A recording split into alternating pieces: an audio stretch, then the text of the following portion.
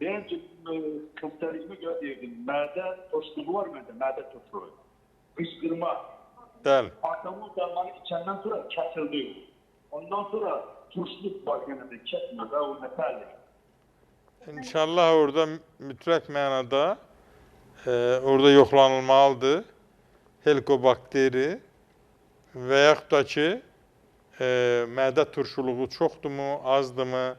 Orada yemək borusunun mədəyə keçən yerində klapanda açıqlıq varmı, yoxdurmu?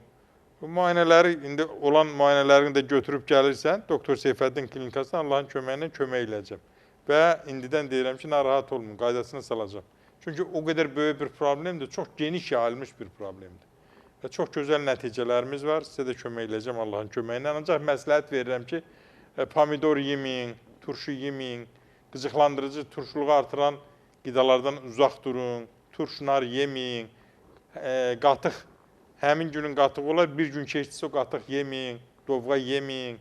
Yəni, onlar sizə o turşuluğu artıracaq və şikayətiniz daha da artacaq.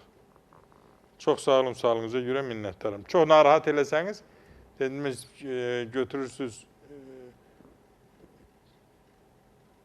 şüyüd toxumu dəmlir qəbul edirsiniz, aradan qaldıracaq. Və yaxud da ki, soda, həll edirsiniz suda, qəbul edən kim görəcəksiniz normallaşdırdı. Və kartof şirəsi çox gözəl effekt verir. Çox sağ olun sualınıza görə.